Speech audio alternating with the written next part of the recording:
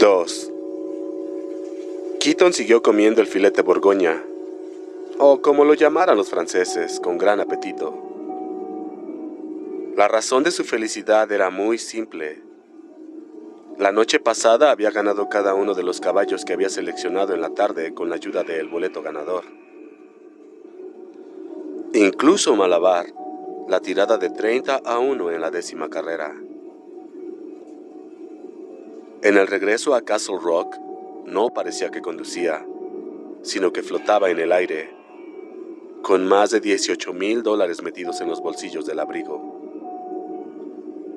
Su corredor de apuestas probablemente todavía se estaba preguntando qué había pasado con el dinero. Keaton lo sabía. Estaba guardado a salvo en el fondo del closet del estudio, en un sobre. El sobre dentro de la caja del boleto ganador, junto con el precioso juego. Por primera vez en varios meses había dormido bien, y cuando despertó, tuvo el vislumbre de una idea acerca de la auditoría. Un vislumbre no era mucho, desde luego, pero era mejor que la confusa oscuridad que había estado crepitando en su cabeza desde que recibió esa horrible carta. Parecía que todo lo que se requería para que funcionara su cerebro era una noche de ganancias en la pista. Era obvio que no podía hacer la restitución total antes de que cayera el hacha. Por una parte, el hipódromo de Lewiston era el único que presentaba carreras todas las noches durante la temporada de otoño, y las apuestas eran insignificantes. Podía recorrer las ferias locales del condado y ganar unos cuantos miles en las carreras, pero tampoco sería suficiente. Tampoco podía arriesgarse a muchas noches como la de ayer, ni siquiera en el hipódromo. El corredor de apuestas tendría dudas y se negaría a aceptar sus apuestas. Pero creía que podía hacer una restitución parcial, con lo que disminuiría la cuantía de los desfalcos. También podía inventar un cuento. Un proyecto de desarrollo de éxito seguro que no había resultado. Una terrible equivocación, por lo cual asumía la responsabilidad total y estaba compensando la pérdida. Señalaría que un hombre realmente falto de escrúpulos, colocado en una situación como esta, habría usado el periodo de gracia para birlarse más dinero del tesoro del pueblo, lo más que pudiera, y después se habría escapado a un sitio soleado con abundantes palmeras y playas blancas, y un montón de jovencitas con bikinis sensacionales, en el cual la extradición fuese difícil o totalmente imposible. Podría emular a Cristo e invitar a que lanzaran la primera piedra a los que estuviesen libres de pecado. Eso les daría que pensar. Si entre ellos había un sujeto que nunca hubiese metido los dedos en el pastel del Estado de vez en cuando, Keaton se comería los calzones de ese hombre, sin sal. Tendría que darles tiempo.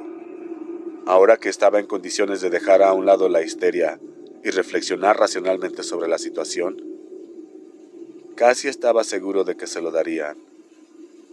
Después de todo, también eran políticos. Sabían que cuando la prensa terminara con Dan Keaton, todavía les sobraría bastante alquitrán y plumas para ellos, los supuestos guardianes de la cuenta pública. Conocían las preguntas que surgirían como consecuencia de una investigación pública, o incluso, Dios no lo quiera, un juicio por malversación. Preguntas como: ¿cuánto tiempo? En años fiscales, caballeros, si son tan amables, había durado esa pequeña operación del señor Keaton.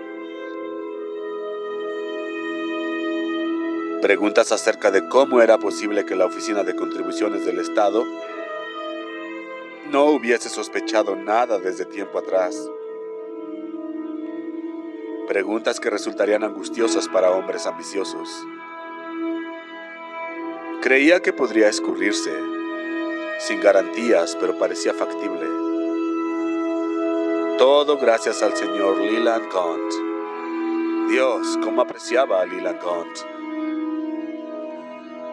¿Danforth? Preguntó Myrt tímidamente.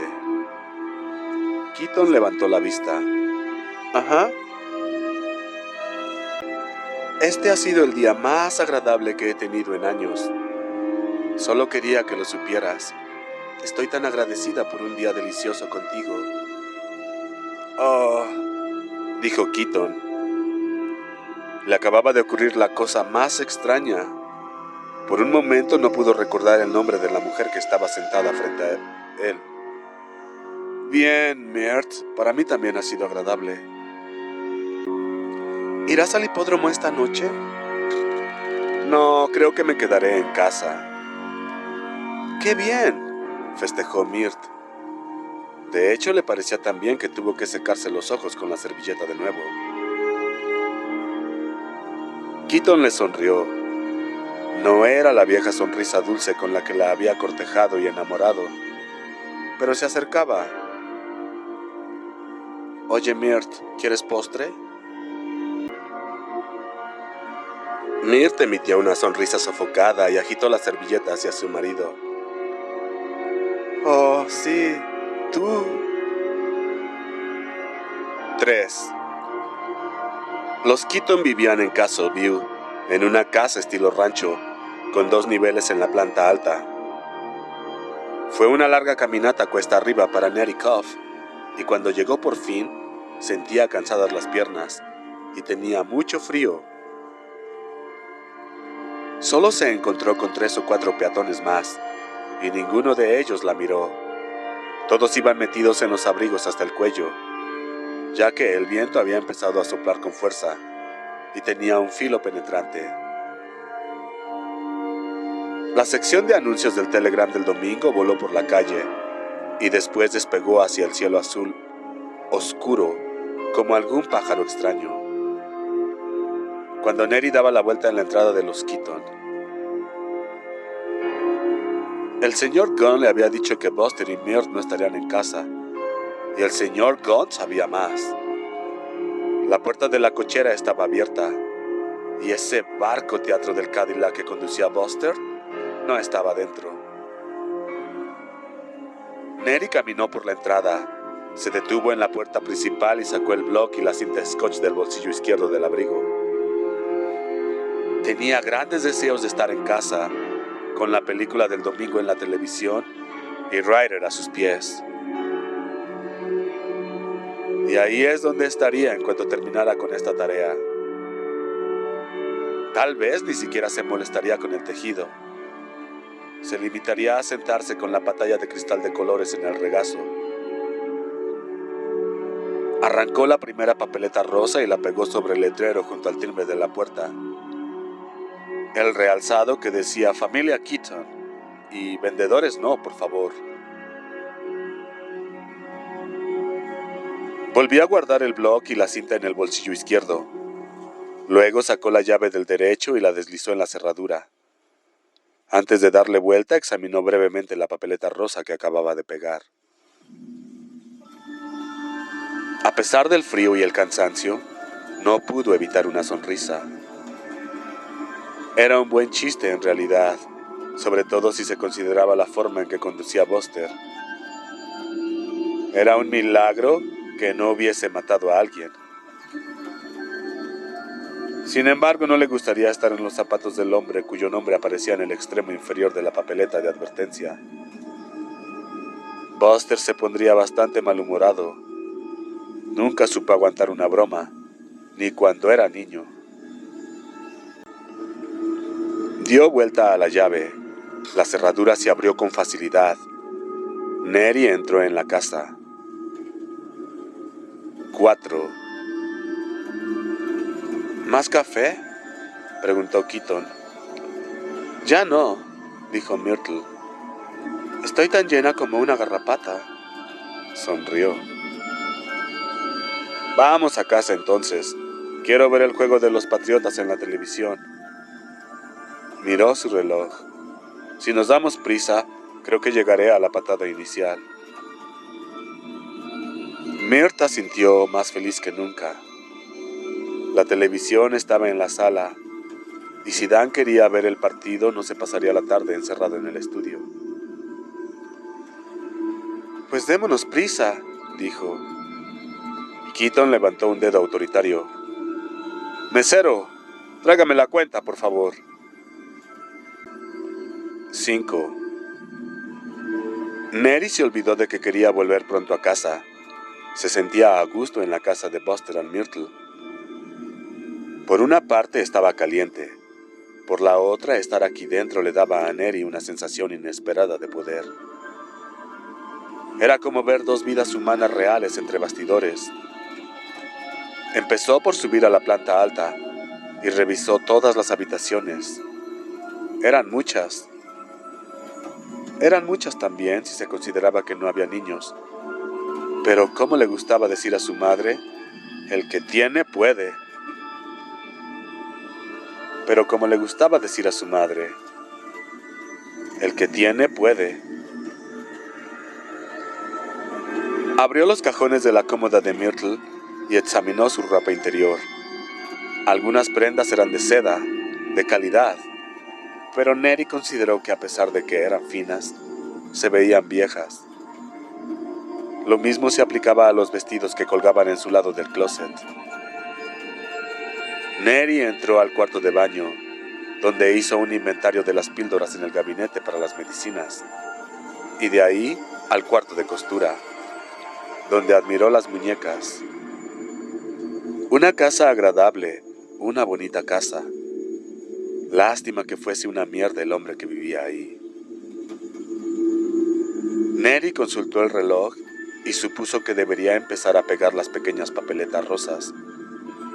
Y lo haría, por supuesto, tan pronto como terminara de ver la planta baja de la casa. 6. Danforth, ¿no vamos demasiado a prisa? Preguntó Myrtle, con la respiración entrecortada cuando rebasaron a un camión de pulpa que iba a baja velocidad. Un automóvil que venía en dirección contraria hizo sonar con fuerza la bocina, mientras Keaton volvía a su carril. Quiero alcanzar la patada inicial, dijo, y dio vuelta en el camino Maple Sugar, pasando por un letrero que decía Castle Rock, 12.5 kilómetros. 7. Neri encendió la televisión. Los Keaton tenían una gran Mitsubishi a colores, y vio algunas escenas de la superpelícula del domingo. Ava Gardner y Gregory Peck eran los protagonistas. Gregory parecía estar enamorado de Ava, aunque era difícil saberlo. Podría ser que estuviese enamorado de la otra mujer. Los sucesos eran posteriores a una gran guerra nuclear. Gregory Peck era capitán de un submarino. Nada de esto le interesaba gran cosa a Neri, así que apagó la televisión, pegó una papeleta rosa en la pantalla y se dirigió a la cocina. Revisó el contenido de las alacenas. Los platos eran Corel, muy bonitos, pero los sartenes y las cacerolas no eran nada del otro mundo.